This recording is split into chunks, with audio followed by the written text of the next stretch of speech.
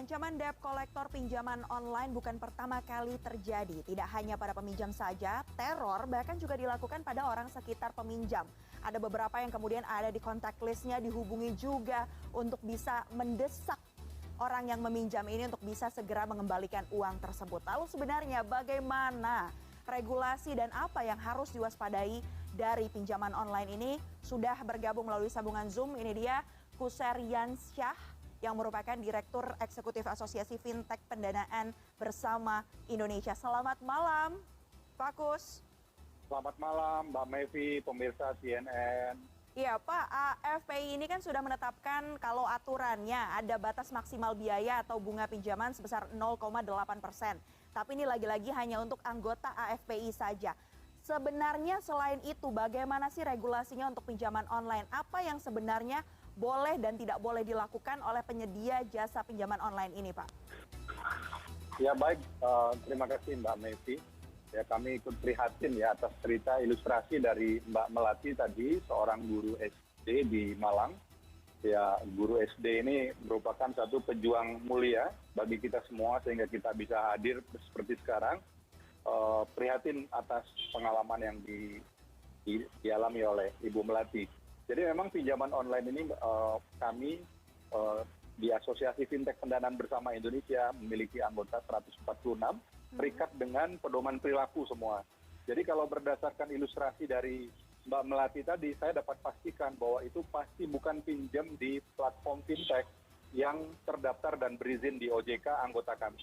Karena di anggota kami memiliki pedoman perilaku, apa yang boleh dan apa yang tidak boleh.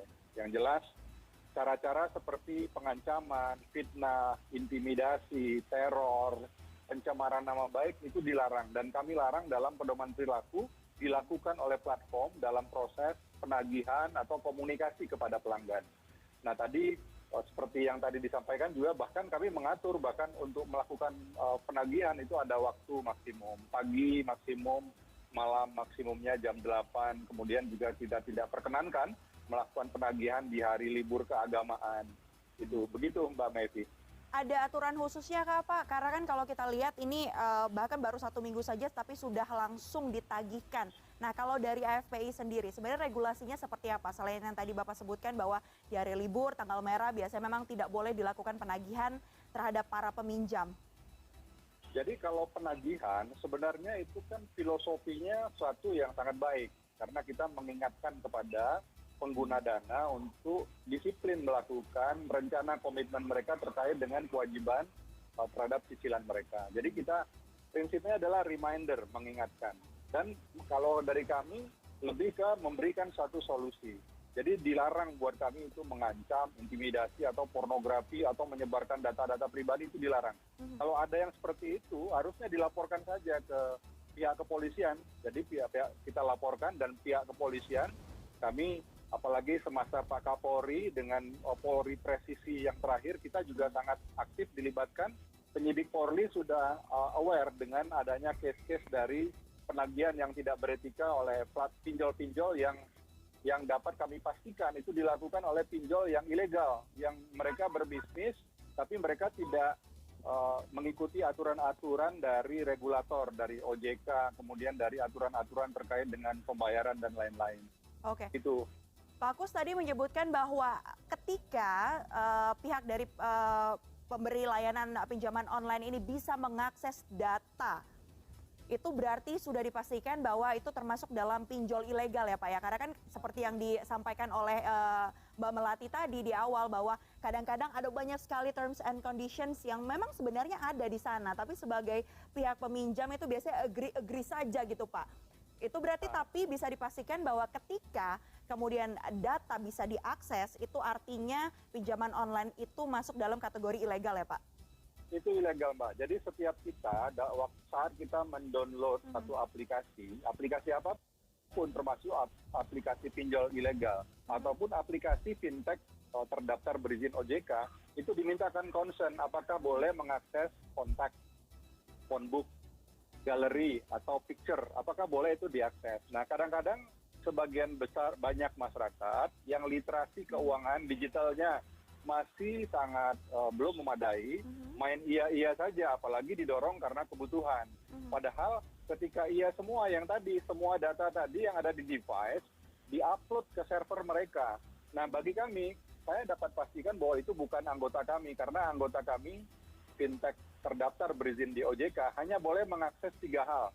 Kamera untuk selfie, mikrofon untuk verifikasi dan konfirmasi, dan location untuk mengetahui posisi dari pengguna, posisi rumahnya, posisi kantornya, sehingga kita bisa tracking lokasi rumah dan kantornya. Nah, itu bisa dipastikan. Jadi tolong hati-hati saat melakukan download, itu ditanya apakah bisa akses semua. Ketika kita akses, kita katakan iya, maka semua data di device kita itu sudah dalam penguasaan dari pemilik aplikasi tersebut. Baik. Data, foto-foto, call log, WA log, ya, kemudian SMS log, semua diambil oleh mereka. Berarti harus lebih waspada lagi untuk saat mengakses suatu aplikasi ya. Selain itu Betul, apa saja Pak kemudian yang sebaiknya bisa diwaspadai oleh calon peminjam ini ketika akan meminjam melalui layanan pinjaman online untuk mengidentifikasi apakah ini termasuk yang ilegal atau legal? Ya, jadi pemerintah dan negara sebenarnya sudah memberikan satu jalur yang tepat ya. Jadi pakailah, gunakan hanya fintech-fintech yang terdaftar atau berizin di OJK. Karena ketika berizin di OJK, mereka sudah komit untuk tunduk dengan aturan hukum, dengan peraturan perlindungan konsumen, dengan undang-undang yang terkait transaksi elektronik, undang-undang pidana perdata, kita sudah tunduk di sana. Sehingga kita, kalau kita melanggar hal tersebut, ada resiko kita, izin kita dicabut oleh OJK. Jadi kita nggak akan mungkin melanggar karena ada resiko dicabut oleh regulator. Sudah ngurus izin fintechnya sulit, ya nggak mungkin kita melanggar hal-hal yang seperti melanggar hukum sehingga izin kita dicabut oleh OJK. Jadi pilihlah fintech yang terdaftar berizin di OJK. Caranya bagaimana? Bisa akses di website OJK, ojk.go.id. Di situ ada daftar fintech terdaftar berizin OJK. Atau kalau lebih mau memastikan, bisa juga akses di website kami, afpi.or.id.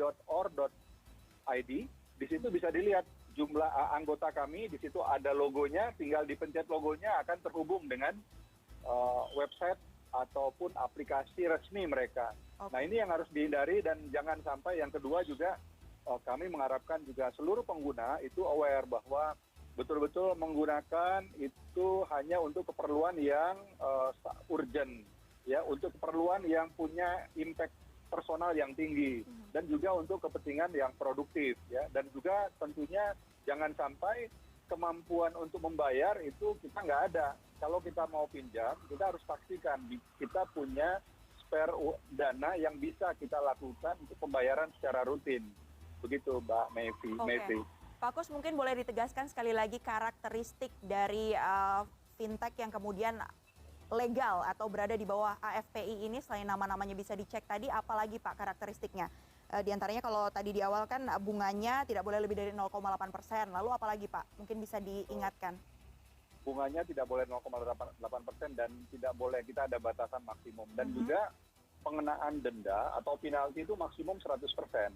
Kalau kita katakanlah pinjam 1 juta, seberapa lama pun terlambatnya kita, maksimum itu fintech hanya menagihkan 2 juta. Jadi kalau dengan ilustrasi yang disampaikan oleh Mbak Melati tadi, pinjam 1 juta, 2 juta, kemudian tagihannya 24 juta, kami dapat pastikan itu bukan anggota kami dan bukan fintech yang berizin atau terdaftar di OJK. Kemudian juga karakteristik yang lain apa?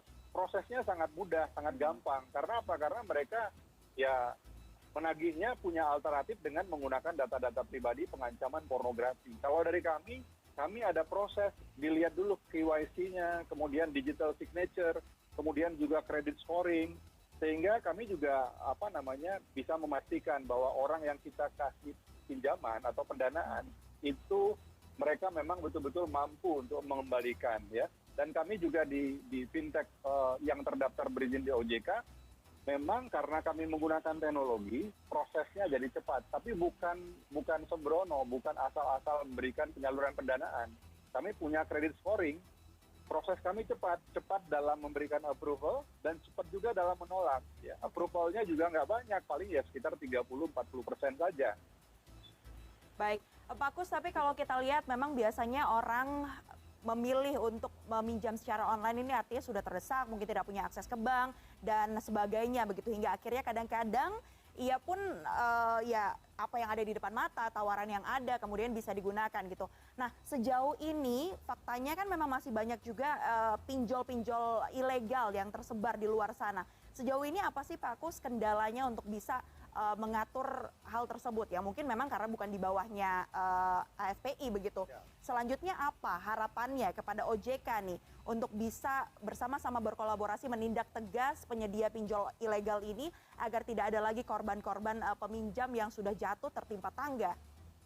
Iya, kami juga gini, Mbak Mevri, kami sudah memverifikasi ya, sudah komunikasi dengan Mbak Melati ya, dan kami dapatkan bahwa dari 19 pinjol yang ada pinjaman itu ternyata ada anggota kami, ada 4 anggota kami yang juga Mbak Melati pinjam. Tapi alhamdulillah setelah kami verifikasi, bagian besar itu sudah selesai, sudah lunas, dan tidak ada isu terkait dengan penagihan dari platform yang fintech yang terdaftar berizin di OJK. Nah, sehingga kami fokusnya sekarang betul sekali bagaimana kita bersama-sama punya kesadaran kolektif untuk memerangi fintech ilegal ini. Karena apa? Karena sudah sangat jelas meresahkan masyarakat. Masyarakat jadi pinjam di banyak tempat ya. Kalau di fintech terdaftar di OJK kami sudah bisa lihat maksimum orang itu pada saat dia mengajukan pinjaman, platform cek dulu dia udah punya pinjaman di mana. Ya, biasanya maksimum 3-4 yang masih aktif masih bisa, tapi itu pun maksimum. Kebanyakan kalau sudah ada pinjaman di tempat lain, ya dia akan menunda untuk diberikan pinjaman yang baru. Nah, bagaimana kita katakanlah mencegah, menghentikan, membendung operasional fintech atau pinjol ilegal ini? Pertama, ya kami sudah koordinasi dan komunikasi ya dengan kepolisian juga bagaimana melakukan penindakan terhadap praktek-praktek pinjaman yang melakukan penagihan dengan kasar, ya bunga berbunga tinggi. Nah, ini juga bagaimana kita aktif. Kemudian yang kedua, memang kami juga bersama dengan OJK dan Kementerian Perekonomian sedang dalam proses bagaimana unsur fintech ini masuk dalam undang-undang sehingga aparat kepolisian bisa menindak. Sekira ada praktek pinjol ilegal yang tidak berizin OJK, maka polisi nggak usah nunggu laporan, sudah langsung melakukan pemeriksaan dan penangkapan terhadap pelaku pinjol ilegal itu. Nah, kami sedang mengusulkan agar hanya fintech yang berizin di OJK saja yang bisa melakukan OJK ataupun fintech yang berizin Bank Indonesia ya, yang bisa melakukan praktek fintech ataupun microfinancing di Indonesia. Di luar itu kita anggap ilegal dan melawan hukum. Nah, itu yang kita sedang lakukan dan kita mudah-mudahan ini bisa didengarkan oleh regulator dan pemerintah sehingga isu pinjol ilegal yang sangat meresahkan masyarakat ini segera bisa kita banyak kurangi kalau didukung dengan undang-undang.